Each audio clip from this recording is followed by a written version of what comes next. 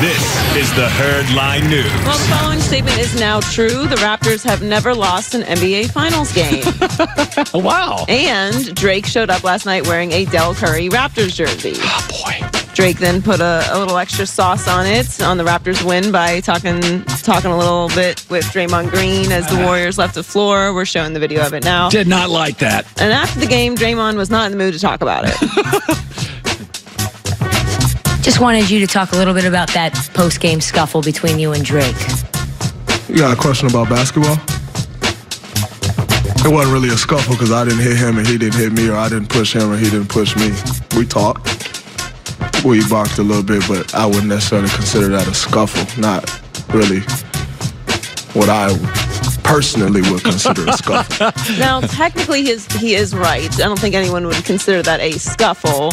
That said, it's a perfectly fine question to ask, being that they're walking off the floor and everyone can see them having an interaction. Oh, it's absolutely so right. It's not an out-of-line question. At all, no. Drake also had a little interaction with Steph. We're showing the video of that also, and he took a little bit of lint off of Steph's hair, and then he posted it on Instagram, kind of trolling them with I don't like saying that. that he put it on eBay and it's for sale by Draymond, shouldn't wear 23.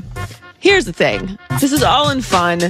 Everyone can act big and tough and bad, but Draymond Green was on the shop with LeBron.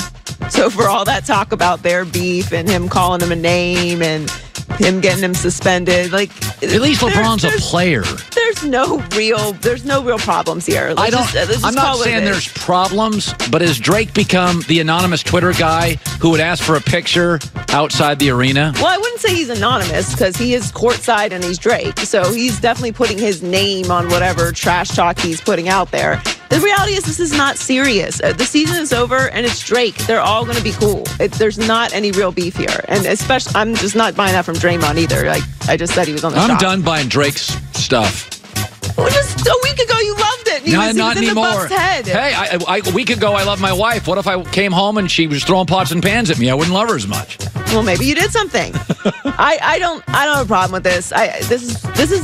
These are our people, fans. Everyone has a problem with it because it's Drake, and everyone has this feeling like Drake should be more composed. Or when I walk out in the public, talk to Drake about it, but he's not going to tone it down unless they tell him not to come to the arena anymore, which they're not going to do. I like my fans to be respectful at all times toward me in public.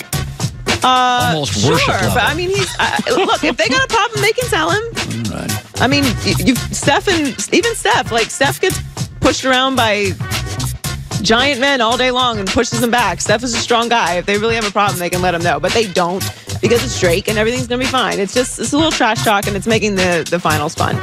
Sticking with last night's game, Golden State sweep has officially been avoided. The gentleman's sweep still available. Not going to happen. But the Raptors looked really good. Pascal Siakam looked especially good. He scored 32 points on 14 of 17 shooting, 8 rebounds, 5 assists, and 2 blocks. And just to put his performance into perspective, here's every other player to score 30-plus points in a finals game one within their first 3 seasons. Pretty good company. Kareem Abdul-Jabbar, Julius Erving, Hakeem Olajuwon, and Tim Duncan. Siakam has completely just... All-star break on. He's an all-star. He's been an all-star level player. I mean, he came from nowhere. First of all, he played at like New Mexico State or something, so none of us watched him a lot in college, right?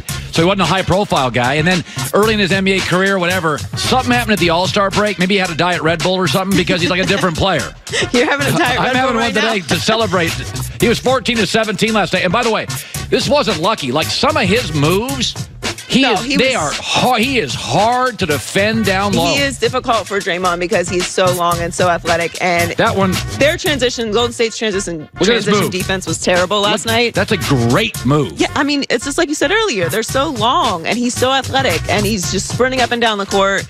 It was a great game for him last night. And part of the reason why I was so high on the Raptors this year is that I saw them practice together as a team over the summer here in LA.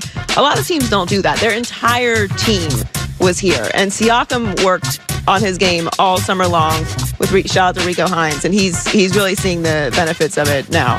And finally, neither Odell or Le'Veon Bell have attended the Browns or Jets OTAs, and the fallout has resulted in Freddie Kitchens calling out Odell, and now Jets defensive tackle Steve McClendon is imploring that Le'Veon report to Jets workouts. Let's take a listen to both of their jabs yesterday.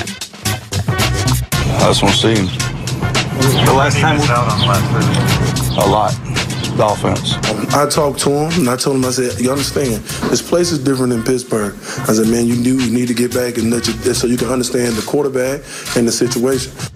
Now, Le'Veon's a running back, so it's a little bit less of an adjustment, but he didn't play last year. I don't love this. By the way, I'm not anti-Cleveland. I don't like the Le'Veon Bell situation at all. You took a year off, dude. The rest is not the problem. No, I think they're pretty similar because he did take the year off, like Odell being a receiver and Le'Veon. And Le'Veon is a receiving running back as well. And all these Jets and Browns fans, and the media gets really PC on this. It's no big deal. Tom Brady, stop.